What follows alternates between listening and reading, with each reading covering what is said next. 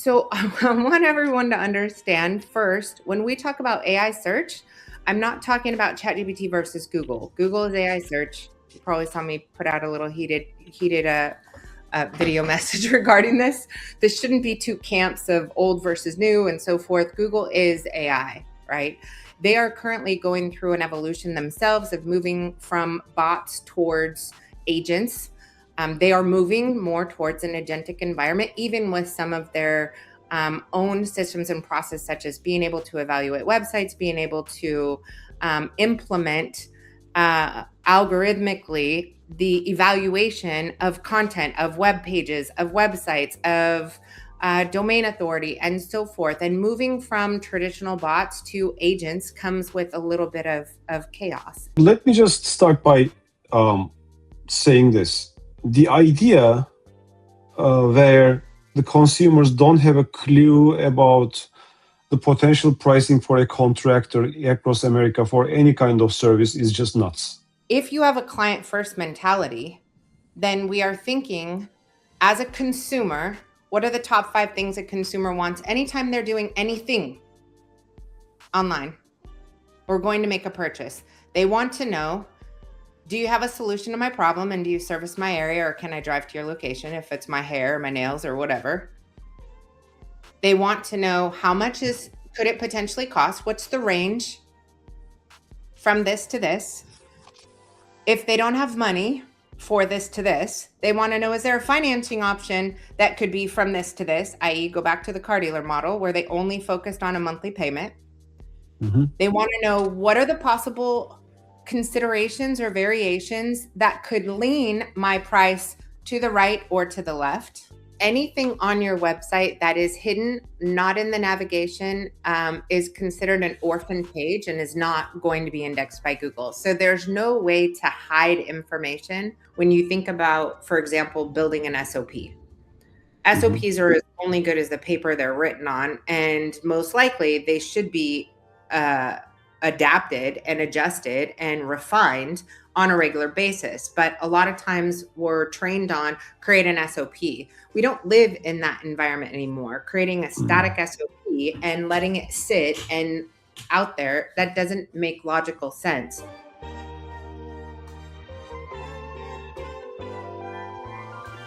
Morning, everyone. You guys, thank you so much for joining. Sorry, we're running a couple minutes behind. I think we're all in A, back-to-backs, and B, double booked. No problem, though. We just figure it out. Hi, Steph. Hey. Dave. Super excited to be here with all of you. Hey, everyone. Lots of people joining. You guys, thank you so much. John, Wendy, Ernie, Leslie, Nathan, Jonathan, and so forth. Becca, you guys, we really appreciate you joining us today. Today, we're going to talk about pricing. So we're going to cover a few different things. One, kind of what the state of the union is today, and then 2, how to prepare for and combat some of the things that are actively taking place. I'm going to give you guys just a couple minute overview of kind of what all the turmoil is that's going on right now that's not related to this, but related to this. So I'm going to give you just kind of an overview of some of the things that should be very important and top of mind.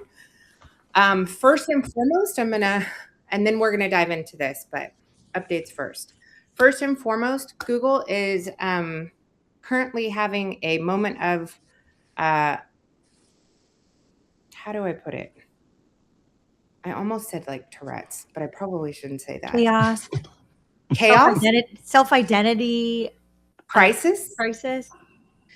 Yes. So I want everyone to understand first, when we talk about AI search, I'm not talking about ChatGPT versus Google. Google is AI search. You probably saw me put out a little heated video message regarding this. This shouldn't be two camps of old versus new and so forth. Google is AI, right? They are currently going through an evolution themselves of moving from bots towards agents.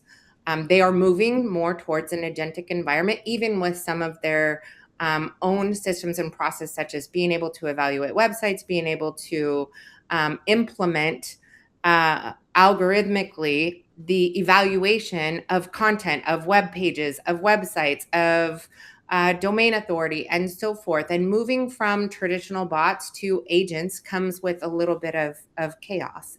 I can tell you that from personal experience within our own company. It's like, trying to put this without getting too complicated, it's like moving from Zapier automated workflows over to autonomous agents.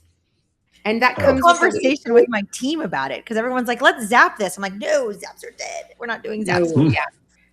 So Dave, can you comment on that? Because right now, if you go to SERPs, if you go to the search engine results page, we have our autonomous agents running thousands of queries on a regular basis to try and understand, after algorithms kind of, it utilizes that information to be able to interpret the algorithm changes and prioritize how we retrain our AI agents to be able to optimize sites. But it has to understand the impacts on the search engine. So I was looking at yesterday's data just from the weekend, and the number of queries where it was searching for something like AC repair, yet 30% of the blue links are coming back with a random plumbing page and random other service lines. That's normally not the case, I believe, is part of this chaos where Google is very volatile right now. So what you would normally see, as if I looked for AC repair in Houston, you would normally see all 10 links on the first page of Google coming back with AC repair in Houston pages. That would be what it's displaying. But right now, it's in this kind of chaotic, weird spot where you're seeing a lot of movement on the SERPs. And I believe that that's mainly from them moving from scripts to, or workflows, their old bot system, in order over to agents that are doing a lot of the algorithmic changes. And it's just in flux right now. Dave, do you have any thoughts or comments you would add to that? Let me just start by saying this. The idea where the consumers don't have a clue about the potential pricing for a contractor across America for any kind of service is just nuts. Okay, everybody has every idea about everything right now, literally, and so the information is already there. So Jen, if you remember, in the last event in your home in Houston, we did a very quick exercise, like how much would it cost to replace your HVAC system for your home, like with Claude, and it was like, what, 99% accurate or 99.5% accurate, something like that. So so it's not like, oh, consumers, can't fight prices, so I should not be disclosing my prices in order to be able to selling better. It is exactly looking like how car dealerships behaved before Tesla. Correct. Or before transparent pricing. They were always telling you, if you remember, it was the Foursquare trend. It was a Foursquare model. Yeah, actually, exactly. I used to train a lot of car dealerships, and I got to sit through one of their sales meetings.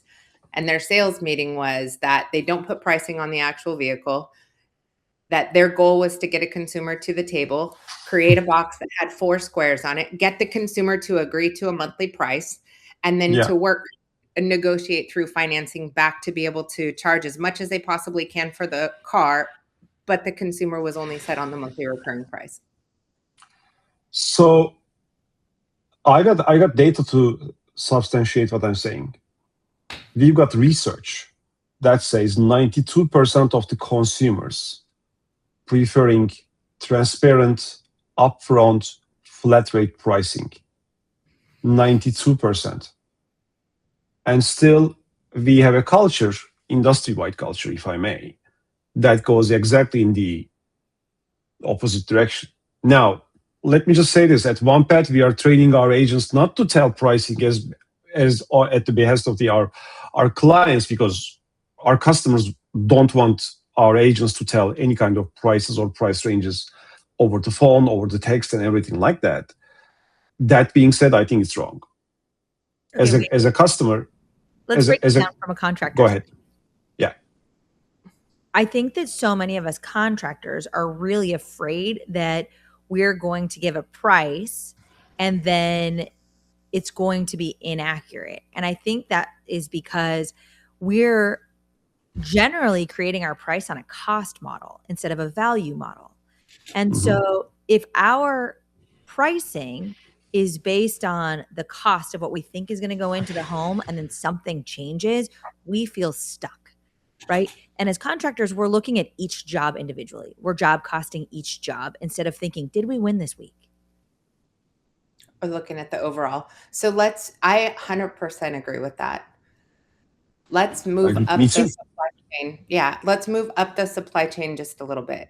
So sometimes when we start in the home and we build our business model around what's going to happen when we get in the home, the problem is that what we're doing is shrinking our funnel where we're getting in less homes. So if we start at the top of the funnel, is my goal is I want to be an option when consumers are prompting and querying and questioning and searching for my services. If we don't address client first, and I think that's the right, contractor first or client first. If you have a client first mentality, then we are thinking as a consumer, what are the top 5 things a consumer wants anytime they're doing anything online or going to make a purchase? They want to know, do you have a solution to my problem, and do you service my area, or can I drive to your location if it's my hair or my nails or whatever? They want to know could it potentially cost? What's the range from this to this? If they don't have money for this to this, they want to know, is there a financing option that could be from this to this, i.e. go back to the car dealer model where they only focused on a monthly payment. They want to know, what are the possible considerations or variations that could lean my price to the right or to the left. They want to know, how long is it going to take to get that work done? My hair, my new tires on my car, my air conditioning replaced, my roof replaced, my garage doors replaced. How long is it going to take? i.e. because they're thinking, how many hours do I need to take off work to be there? Think really client first, down to nitty gritty, average, put yourself in the consumer hat, right? And they want to know, when typically are you going to be available? How much is it going to cost? Give me the range. How much can I finance it for? Give me the range. What are the cost considerations and or variations that could lean it to the left or right? Then how long is it going to take to get it done? And typically, when can you be here? And I would say confidence. Mhm. Like if you take an Amazon first model, you're generally looking at reviews also. And so do you have proof? And is this later in the supply chain consideration, Jen? But I think there's like, do you have proof that that you're going to have results for the pain that I'm experiencing? Right. So I'll give you, as of this morning, I just got off a call with our blogging engineers. This is the team that is responsible for the AI agents that are responsible for creating content, whether it's blogging or page content. And inside the back office of Hydra, we built the central intelligence engine. And now one of the elements of the content creation is evaluating the review, finding the like, if we're provided with pricing, or if we're provided with actual information from actual deals that you've done. Now the agents have the ability to give consumers the story of a scenario that's been that exact story. So, and that's now included inside of the content as of right now. That's awesome. Yeah, it's not just what can we do for them, it's what have we done and solved before.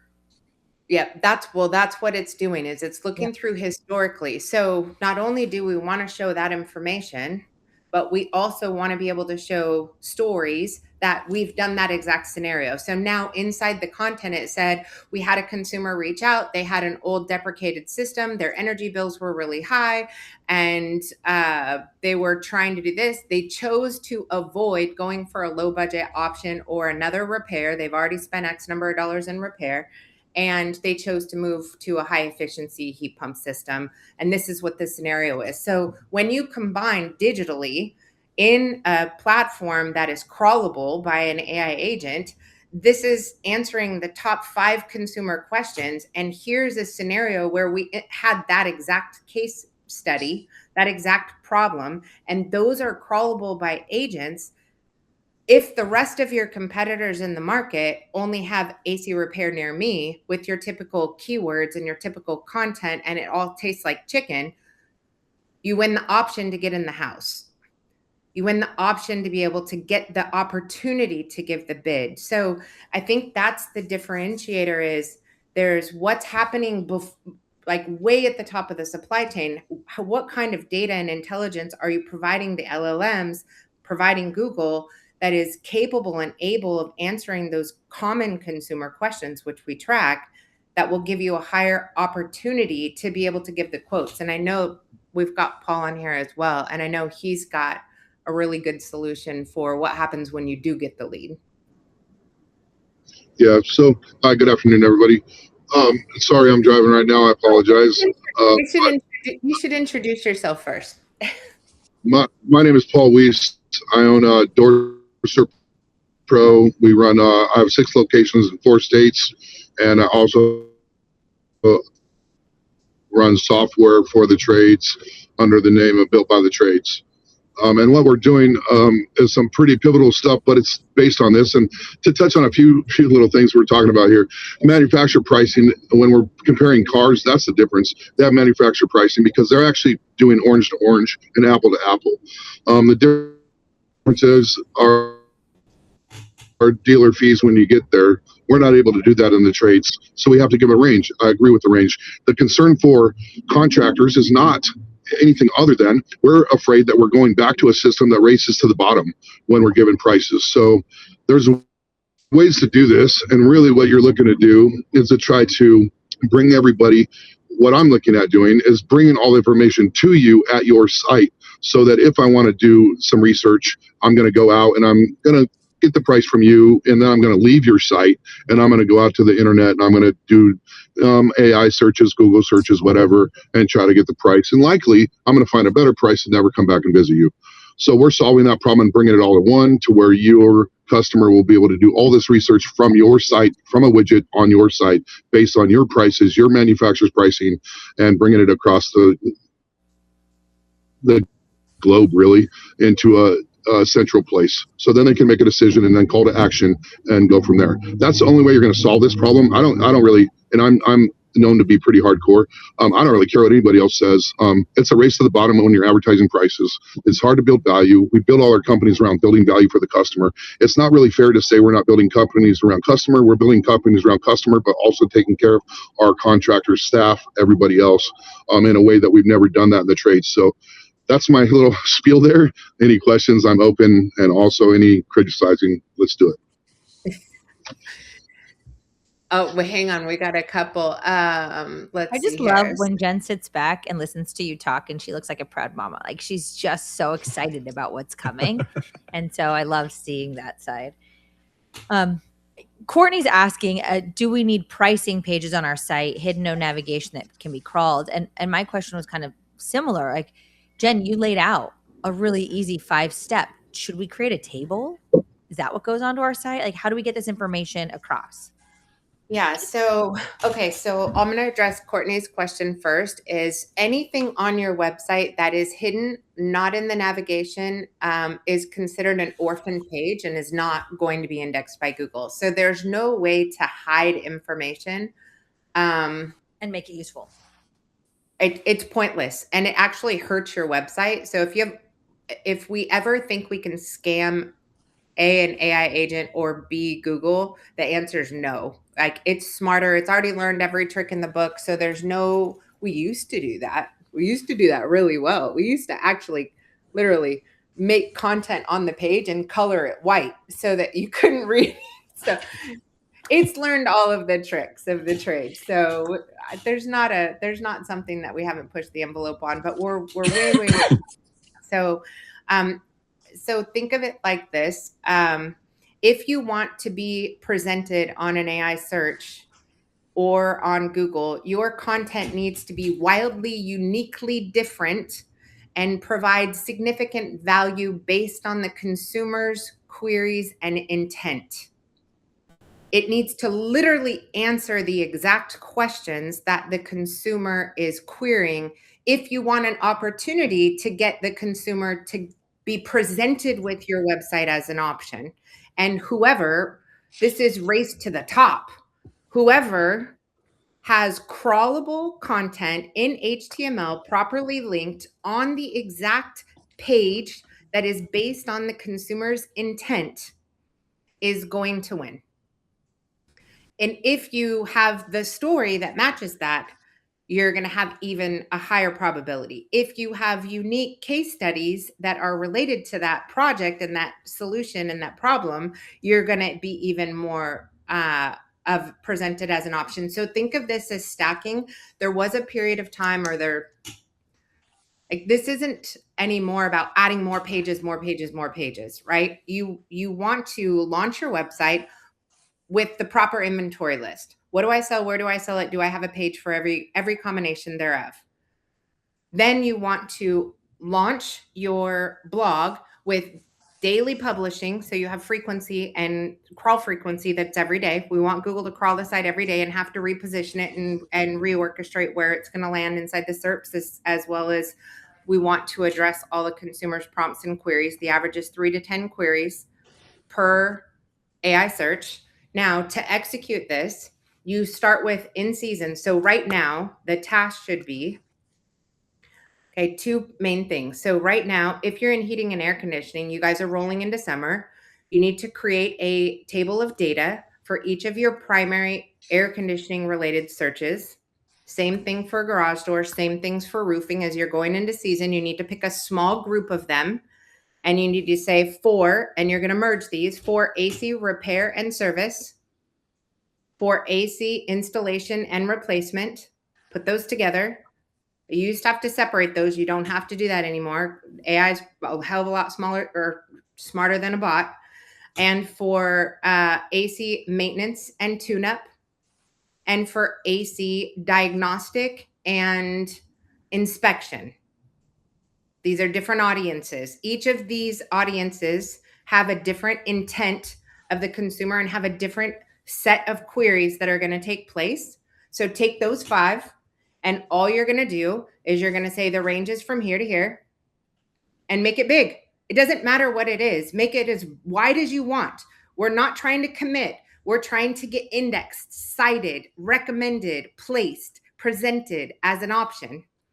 And we need to do that by having information that's different than everyone else. And this isn't going to last forever. There's going to be another step to this 3 months from now, after you've done this and you have competitors in your market that are doing the same thing. I'm going to give you something else, and then I'm going to give you something else. We just have to keep being ahead of everyone else in our market. So you're only 5 items, and this you can have done by Friday. Krista, 5 items. Can we get this in the notes somewhere? I'll give you guys a landing page that tell you exactly what to do. And I'll give you the document. You can download it and where to put it. Perfect. Yes, absolutely. I'll do that as soon as we get done. And then Crystal will send it out to all you guys. It'll have exactly what to do, and it'll have the component that's there. So you're going to have your price range low to high. You're going to have your financing range low to high. Then we're going to have 2 containers. One container is what are all the potential variations and or contributors that could cause it to go from left to right. And you guys know those. I don't know those. That's going to be your technical experts. And then you're going to have what is the duration of that work usually take between blank and blank hours or days? What's the potential crew size between blank and blank? And then typically when can you get in? And that's where you're going to a call to action. And that's where I'd want to drive them straight to one path to convert immediately right there before you even get to the text on the front of your site. Jen, Courtney is saying that a range of pricing is so unsatisfying. So do you think that there's value in having an average or expected amount that's actually is set, but we create flexibility by giving the range? I think right now, Paul says yes. Paul likes it. Yeah. I think there's 2 different elements to this is if you get somebody to the page, Paul's system then becomes a conversion system. Dave's system then becomes a conversion system that can help you get to the actual price. So it's like a multi-step process. One is the general text and context and information. Yes. that will give you enough information. It needs to be presented on a crawlable page, and it needs to be presented on the page that's most likely to show up as the answer to the consumer's query when they're searching. So don't go create some random pricing page. That's not what that's not where they're landing. We want it to go directly onto the repair and service page, installation and replacement page, maintenance and tune-up page, diagnostics and inspection page, because that's what's most likely to pull up in the query. This information should be supported by blog content that is then talking about all the different scenarios. Once they get there, Paul's system has the ability to allow them to dig in to the exact price and compare it to what's available on all these other platforms and or websites from an MSRP standpoint. Go ahead, Paul. Yeah. So what I would say is she's exactly. So I would look at this as like a pole, fishing pole, a hook, and a reel. Jennifer's talking about the pole, which is to get you into the site. And then I'm talking about the hook, which is to build pricing through your existing price book and or your manufacturer by saying how many square footage in a house. And for me, I'll do garage doors, what type of garage door you're looking for, insulated glass. And then we work it all the way down to letting you pick a model. You pick a model, and then the model is going to be compared against the manufacturer pricing. Those two pricings, you can adjust a little bit to improve your averages. So say that you want a 10% above or a 10% below to account for variables that will have that.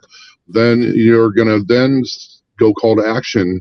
That's going to be where Dave comes in. Dave comes in. He's the reel. He reels them in for you. And now you have all of that. And then that completes the package. What we're doing in particular with me, it's called True Quote, and we're bringing in quote, letting them build it, how they would normally build it.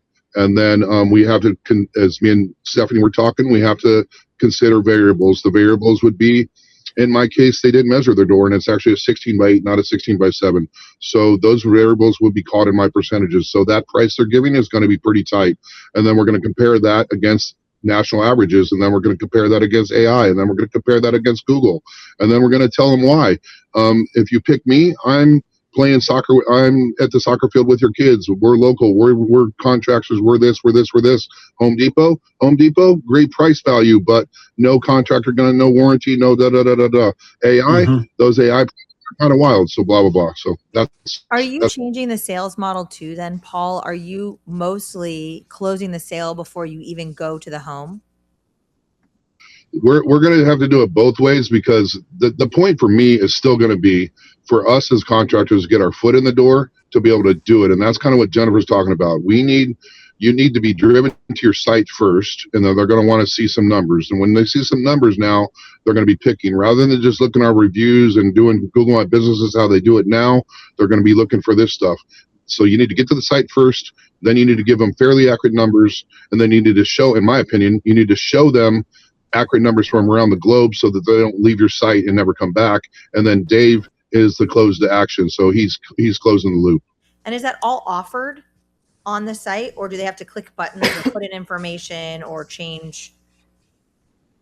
All widget. So it's all a widget. It loads on anybody's site. It connects to your price book and your manufacturer's price book. And then everything else is pulled live from.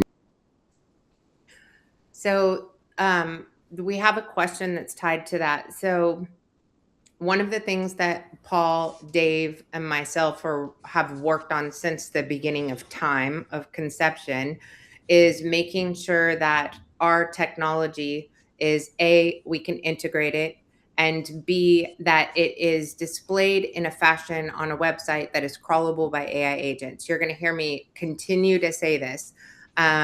Corey, you asked a great question. You said, curious about third-party systems like Contractor Commerce.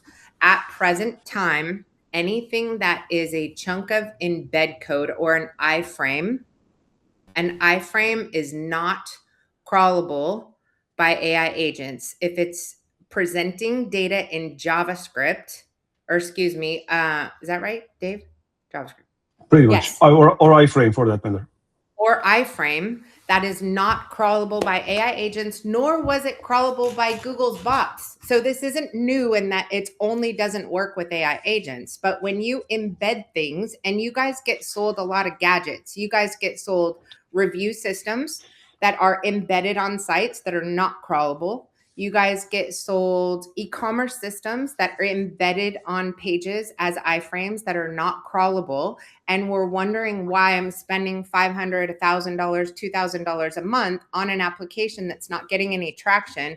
Or we think that I have pricing on my website because I have this iframe on there. Unfortunately, that is not the case. That is not helping you right now. That's not giving any context or actual HTML text to agents or Google that is taking care of your pricing. And I know I've had this conversation and they are working on that. But right now, that's not the case. They are working. I was going to say, I appreciate how much you're saying at this moment, at this time, et cetera, because everybody is evolving as quickly as they know how. And that's why Jennifer's advice keeps changing. And we have to be able to move quickly to be able to iterate or to absorb this advice and then continue the compounding effect. Sorry, we have another question for Paul. Oh, he just dropped off. Geared towards Service Titan. No, not necessarily. Yeah, not necessarily. Let me answer that. No. Okay, perfect. Thank you.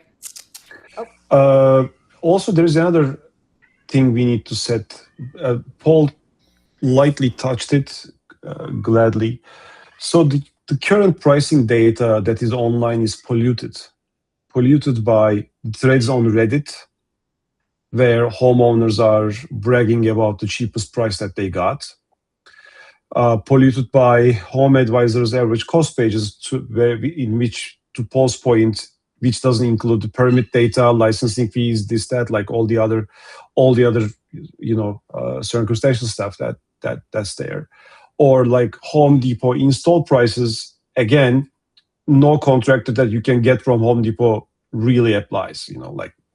Basically, if you do not provide actual data of what's really happening in the field to search engines and AI engines who are crawling the web, they will keep thinking a water heater replacement will cost $1,500, whereas no contractor in America will be billing you somewhat, below the 2,500 or so. Depends on the thing, but you get the idea here. No licensed, insured contractor worth their salt. And I think that that's important too. Back in the day, I used to have contracts that actually separated out our install price versus permit and other requirements. And I'm wondering how important that is to show separately so you don't lose a customer when you're doing lump sum billing. I refer back to the research. 80% of the customers are requiring flat rate without the itemized breakdown. But we should have the itemized breakdown ready for this. And to Jen's point about ranges and everything like that, about the content on the website, I would take this a little bit like a notch further and say, like, what would happen if we say, like, how much would it cost to, like, what a 3-ton heat pump actually costs or usually costs in Hillsborough County or something like that, which basically addresses the whole itemized breakdown question and the AI engine search question as well. That's one. The second thing that we need to think about is this. What if it's not the consumer himself, but the AI engine or ChatGPT visits your website and asks about your actual pricing? This also addresses the JavaScript rendering thing as well, because they can find generic information. But what if they are looking for a specific information? Because as we have addressed in the previous sessions in this podcast, they are now able to book appointments. Next, 3 months later, they will be asking for actual price quotes on behalf of the consumers by the end of summer. And you should have the infrastructure to provide that, actually. So, yeah, I gave you a couple different things. So one, I gave you guys 2 screenshots to assist in kind of, this is the back office of Hydra to assist in our logic. So one, it gives you the ability to upload your price book, extract the data from the price book. This is just intelligence information. It doesn't mean it's displayed on the site. The second is it gives the ability to think through logically, what is my equipment markup on the minimum, on the maximum? What's my gross margin, minimum and maximum? What's my net margin? What are parts and materials as a percent of the ticket? What are the minimum fees or floor prices for specific things that you actually are willing to put on there, like a diagnostic or a call? What are the regional settings, i.e. the cost of index based on the geo target or the location of the consumer? So that for if you're marketing to a lower income market, you may want the AI to lean a little bit towards the lower side versus if you're marketing to a higher income market, a golf course community or a waterfront community and so forth, you want the AI to lean towards the higher end of those guidelines. And then providing additional pricing philosophy, guidelines, consumer warning text that you may want to include there, like watch out for these low prices. A lot of times these contractors with these lowball prices are not pulling the proper permits, and you guys know all of the other details, but those are the kind of details that we need to have to be able to train the AI to properly represent you. Mm-hmm. And that's service pricing, equipment pricing, data sources, and location adjustments.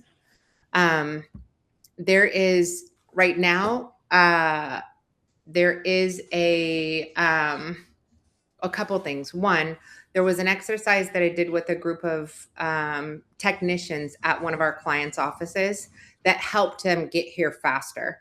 So what we did is we had all the technicians load their last quote into ChatGPT and say, am I being overcharged for this?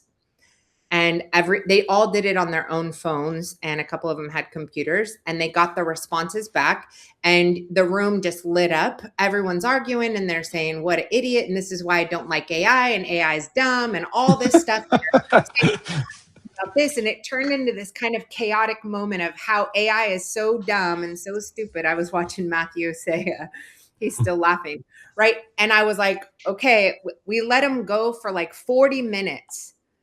And it was literally like their brains were saying, this is why I'm not going to use AI.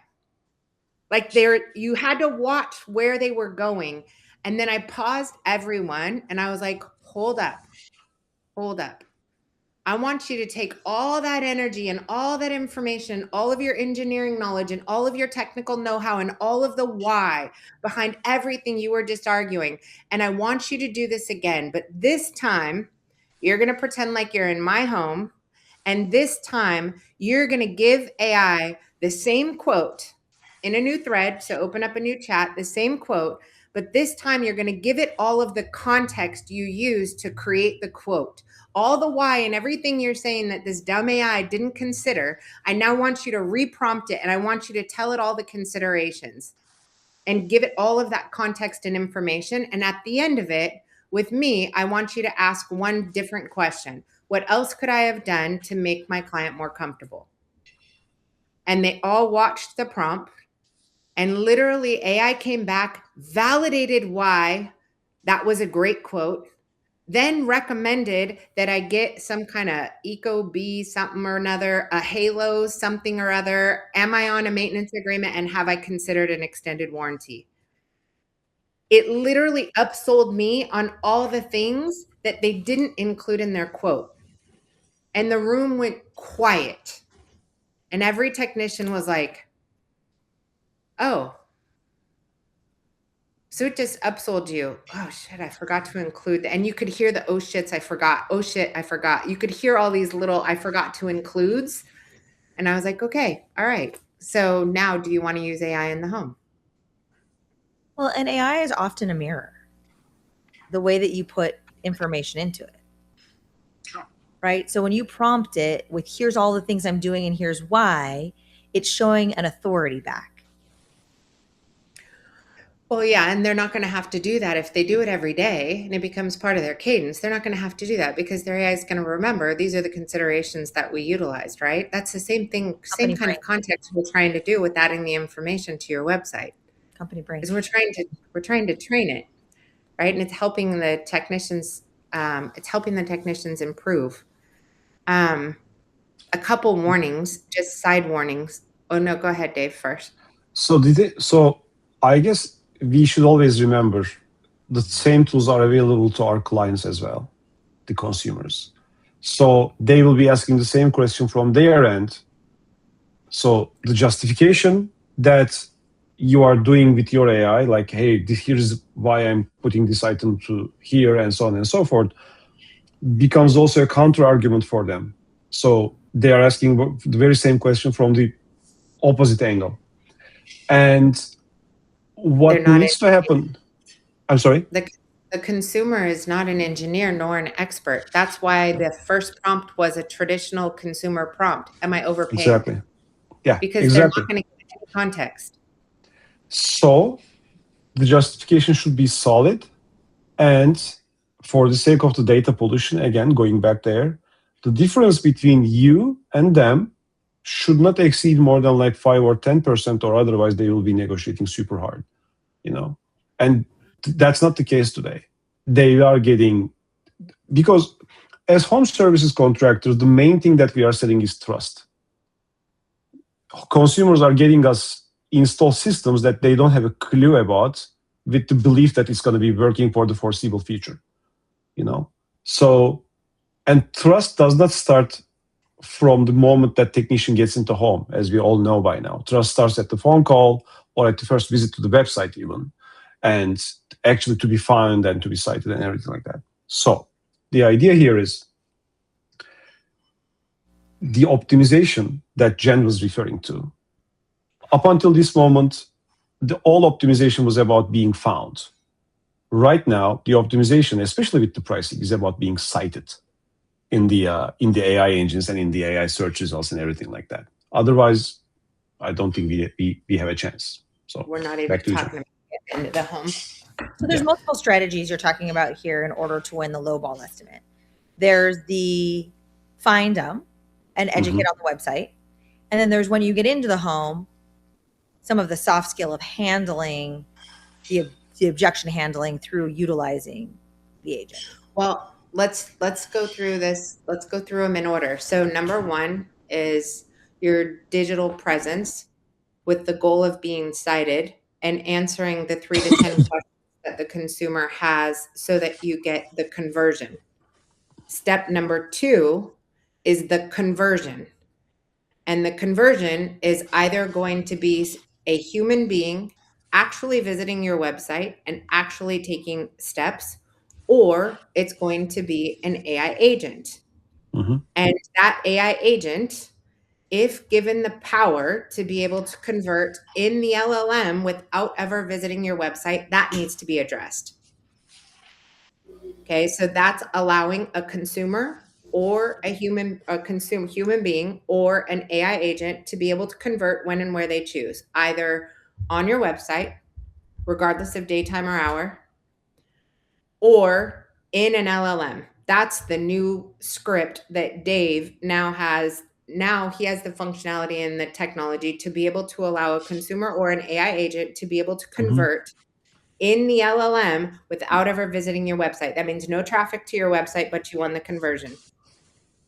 And that conversion is a booked appointment in your system. That is the second piece to what needs to be a priority in this little next 3 to 6 month window. Very, very important. And then, yes, Stephanie, is what happens when we have the appointment, what happens in the home. That process needs to evolve.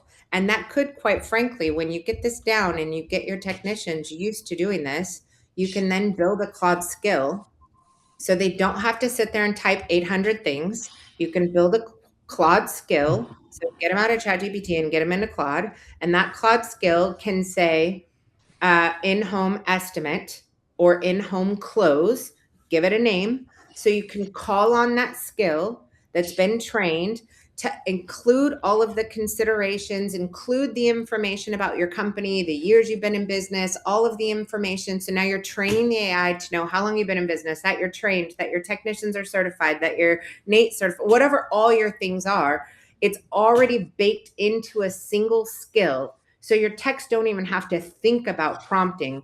They just load the quote and initiate this skill, and all of that entity data is used in context. And now with the consumer, they're able to simply load in a quote, initiate the skill without giving it any context, and get the AI's recommendation to help validate what it is that they've chosen. Is it best for the technician to actually each pull up Claude, or for us to create an app in Claude utilizing the skill for them to access control-wise?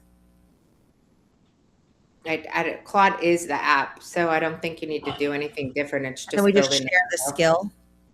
Yeah, Well, if organization. you're they have it. Yeah. Yep. When using chat and home with the customer to go over the quote, should we be letting them copy and paste into their LLM? LLM to provide context to customer.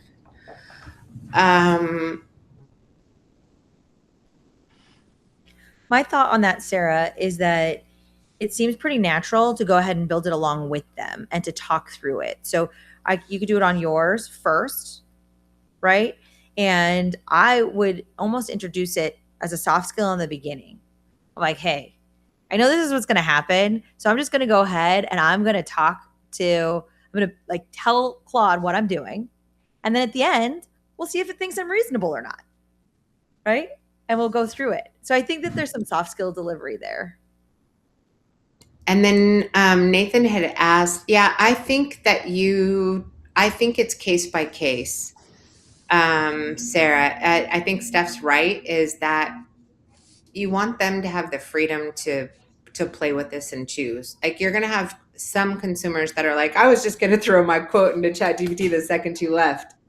You're like, well, you're probably don't have all the context. Let me help you. Let's do this together. I'd like to validate that what I proposed isn't missing anything either. Great. And like, what if language is changing? What if we shared, like, here's the information that I also want to train my LLM on, and you can go ahead and have that, and I can text it to you, or I can send it to you, some background prompt information, and then they could use it against anybody's quote if they really had to. The idea is that you're closing them on your quote today in the home. Yeah, absolutely. So so same thing. Remember when I was saying on the website, you want to have the range, and then you want to have a description of all the variations or considerations that would cause us to choose that. So you want to have an estimate, and you want to have a list of the considerations and variations that caused you to give that. And your validation is now, hey, I want to make sure that I didn't forget anything. We utilize AI, and I've got a really skilled agent that has the ability to evaluate my estimate and all the considerations in its checks and balances. My company wants to make sure that I'm not missing anything, that I've got all of the right information in here. But also, I'm going to give you a little text that's going to include all of the considerations that go along with this estimate. You can use this same thing if you do happen to get any other quotes or whatnot, and you want to use this. Then you're prompting with all of the insights and information I was able to find while I was in your home today. So I'd love it. This is a great tool. That way, you're able to look at apples to apples. Yeah, I mean, the LLMs are trained on the internet, and the internet is an average. Right? And average doesn't know that you're located in Southern California in a coastal community, and these are the things that you need, or that Title 24 is important to you, or that you want to make sure that your equipment is installed in such a way that it's going to pass all the permits, right? Or that we've done this heat load. Inspection, safety, cost. Yeah, absolutely. Yeah. So for the consumer to be able to compare apples to apples, you need to be able to provide, in a chat form at least, an itemized breakdown of the conclusion that you have arrived to, at the very least, because otherwise they will arrive to their own conclusion, which will be drastically different than yours, and then there will be a lot of negotiation, if any, to make. So. And you guys, the more of this you can allow the consumer that wants to do it on their own, the ability to, that's where Paul's system can not only help your technicians, but also for the consumer who doesn't want anybody in their home. They don't want to be sold to.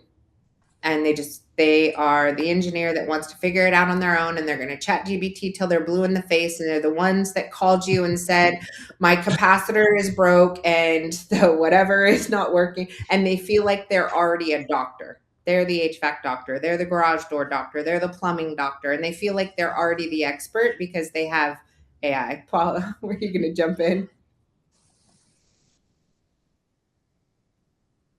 I live in the Earphone. I'm not sure if you can even hear me anymore. You're chopping off very badly. Yeah. So unfortunately I live out by the river. There's just no way I can change it now. I got to use Elon Musk. You gotta get that Starlight, baby. Starlink. I got Starlight. I got Starlink. But so the point is, yes. So what we're doing is we're trapping them. So the idea is that you're looking for pricing. You come to us, you find pricing.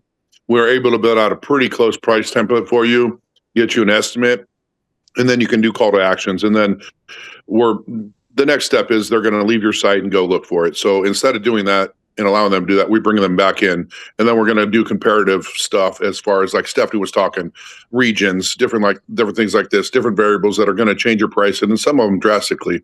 All those are going to be pointed out to you. So the idea is that you're building rapport, you're building value with them, and you're keeping them within your own system and not allowing them to leave, hopefully enough to close the deal and get your foot in the door. That's the whole idea. I do have some UI I could show you guys, but I personally don't want to put it out yet. So I'm super excited about it. Tell me when it's ready. Well, I'll already know, but yeah, when you're ready, we'll get you back on. Dave, do you want to do a quick favor? Do you want to teach them how to create a Claude skill and how to integrate one? Is that something you could do quickly? How are we on time? We got 7 minutes. I'd love to see it, but will you put that on that landing page also, Jen? Yeah, absolutely. Yeah, sure. So you just need to, and this I'm going to show you for the Claude for the skills. In every Claude there is a let me share my screen real quick. Okay, here's my tab. Okay. All right. So in every Claude there is a skill that is coming out of the box with the thing itself that's called skill creator. Now, this skill creator is something that Anthropic has written to help you to create skills which can help you to adapt Claude to your thinking. Now, what needs to happen is you can ask anything from it. So help me create a skill so I can sound awesome in podcasts.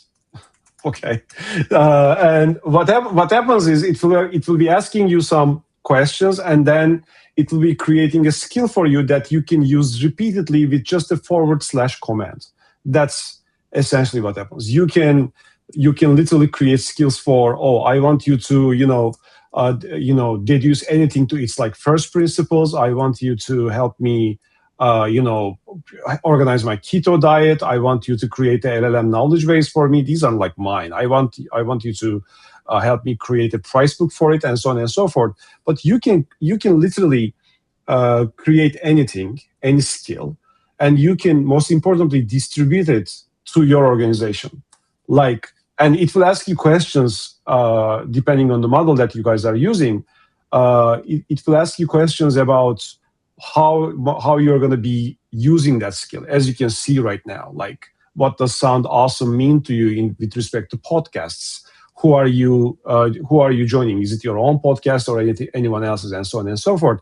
And based on the answers that you are providing to the questions, it will be creating that skill for you so that you can use that later. Now, with our context, what does this mean? This means help me create an accurate sales or upsell skill for my technicians who are going to homes for these types of issues. And then it will create a set of questions, and then the upsell opportunities, your local locality specific options and all that stuff, and it will be pouring into them. And you can update it. If you don't like it, you can change it. And once you are good to go, you can distribute it to your organization. So I hope it makes sense. Yeah, hopefully you got who asked that question, Nathan. So these skills are going to, when you think about AI is awesome because Steph says it's your superpowers, right? It can make you operate significantly faster, but learning how to use it well can level it up again. So you can 10x like in the beginning, you can 100x again if you no longer have to think through that prompt, or when you think about, for example, building an SOP. SOPs are only good as the paper they're written on, and most likely they should be uh, adapted and adjusted and refined on a regular basis. But a lot of times we're trained on create an SOP. We don't live in that environment anymore. Creating a static SOP and letting it sit and out there, that doesn't make logical sense. Well, Creating dynamic SOPs through skills that can be executed and then refined rapidly. And that SOP becomes a skill set that I can then iterate on and iterate on and iterate on and hand it to the team. And tomorrow they have the new SOP. Tomorrow they have the new skill. Tomorrow they have the new skill. And if you have a data loop that comes back that says, this technician is using their skill on every single sale, and this technician is closing at X rate compared to this, and their average ticket is X compared to this, and their efficiency in getting the job done is this, and they're currently operating at a 2X efficiency rate over everyone else, you find out how is that technician utilizing those skills? What are they doing? Which is, how are they executing the SOP related to whatever it is? Like when we're thinking about building an SOP, a set of documents that's stale, why do we need to do that? Build the skills and they can say, how do I do this? Pull up the skill, give it context. And this could be a technician in a home that takes a picture of something, and you have a skill that has the SOP that evaluates the picture, comes back with the recommendation, tells them the process beginning to end, and that is your SOP. It's a dynamic skill that can be adjusted rapidly over time. And with data and feedback, now it can be rapidly modeled to be able to produce the best result within your entire organization. And this could be applied to finance. It could be applied to this is how we iterate all day, every day, is we don't retrain our humans. We retrain our AI that supports our humans. Mm-hmm. Go ahead, Steph. You were thinking. I was in a conference this weekend that said, what's the point of SOPs? And the point of SOPs is to teach them. I think so many of us operators, we get stuck in the building of the things and we think that we have them. And so it's going to solve our problems, but it's really not if our team isn't using them. And so by creating these dynamic SOPs or skills, we're actually putting the tools in the hands of the people using them. And it's continually teaching and evolving as we go. So it's the next level of the SOP. And we just have to remember as operators, we have to continually talk about it in front of our people. Yeah, that's what I was going to say. Yes, this is a mode of operation that if you hand them the skills and you walk off, you're done. If you make sure every single morning you have a huddle, and on that huddle, you talk about use of the skill, use of the SOP, you have data to back it up, data to validate, you highlight the winners who are utilizing it, you identify the ones who are not utilizing it, or the underperformers, and then find out if they're underperforming because they're not utilizing those skills. And that's how you function. Does anybody have every morning, that's part of your cadences. Here's our operating procedures as skills. Has anybody modified or made modifications that have produced a better result? Great. Let's get that skill updated today and get it out to everyone else. And you have to inspect what you're expecting.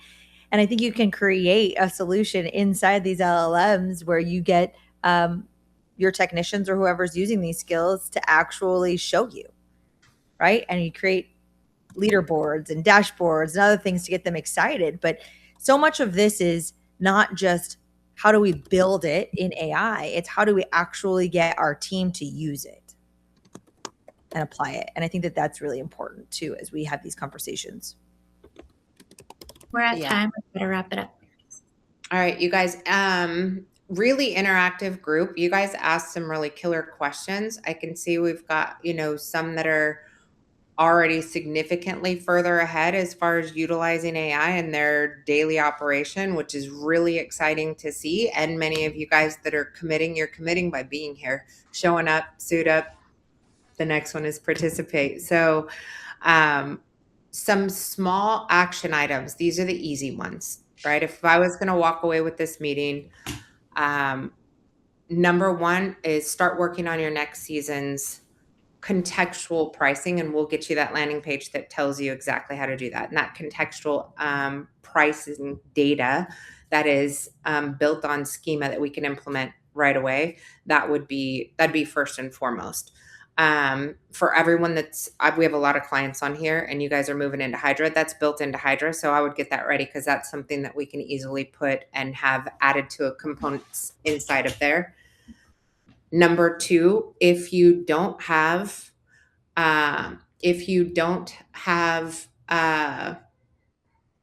conversions worked out agent to agent in LLM, you should schedule time with Dave and get on a call and have that conversation. We need 100% of the leads and opportunities converting 24 hours a day, 7 days a week, whether it's an AI agent, whether it's an agent that's on Google Business Profile representing a consumer, or whether it's a consumer in any platform that they choose to use.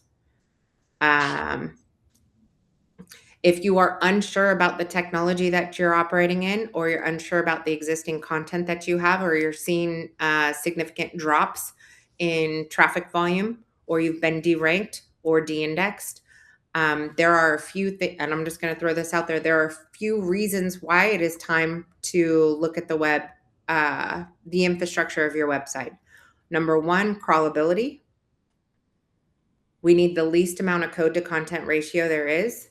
Number two, the ADA compliance requirements that the contractor industry is getting hit with lawsuits at a 40% week over week rate with non-ADA compliant websites, non-ADA compliant websites. That's the American Disabilities Act. And I did not consider this. They extended the timeline that you are legally required to be compliant. However, attorneys are now fully equipped with AI agents that now have the ability to crawl websites, identify all the errors and issues that are non-compliant violations on websites, and have the ability to write the lawsuit and disseminate the lawsuit at scale. So it's not that this is new. Thanks for that. And I didn't think about it, right? It's that attorneys are now AI agent equipped, and now they are able to submit lawsuits at scale. The average lawsuit is $52,000. This impacts code, content, design. Right now, if you're going through a rebrand or you're considering anything related to branding, we have another issue, and that is that branding companies are not technical experts, and they are producing brand palettes that are not digital palettes, and they are literally in violation with ADA requirements out of the gate. So if you want your branding on your website to match the branding on that truck and on the mascot, it has to be a digital palette that is compliant with contrast from ADA legal requirements. And right now, I haven't got a single branding packet from a branding company that is actually compliant. So we have the next one is going to be right now, you guys have terms and conditions and privacy policies and legal notices on your website that likely haven't been updated. They were probably written by a web company, or they were written a million years ago. And the laws in every single state and every single jurisdiction have changed drastically from pixel tracking, PCI compliance, A2P compliance, the use of AI in anything that you do, legal requirements and compliance. All of these things need to be addressed, as well as obviously Google's main two core algorithm updates. The requirements for content are entirely different, and the traditional SEO as it stands is now degrading and hurting websites. It needs to evolve. We need a full content rewrite, evaluation and rewrite. And I had one more that is really critical, and I forgot it. So hopefully I'll remember on the boardroom.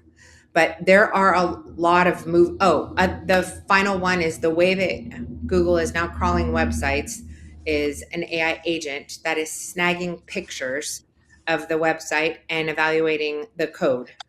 So if you have flashing buttons on your website, if right out of the gate, everybody that's in a WordPress website, your websites are 100% not compliant. 100%. And even if you were to spend the 40 to 100 hours it takes to get them compliant, the next time your plugin updates, your theme updates, your child theme updates, and so forth, it's just going to revert those changes right back. So this is little things like buttons in your header that are called divs that should be called phone, click here to call.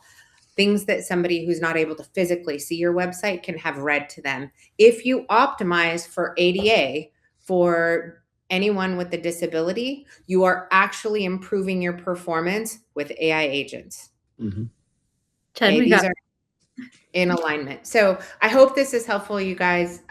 These are just, some big heavy hitters that everybody needs to have in their wheelhouse. We appreciate you guys very much.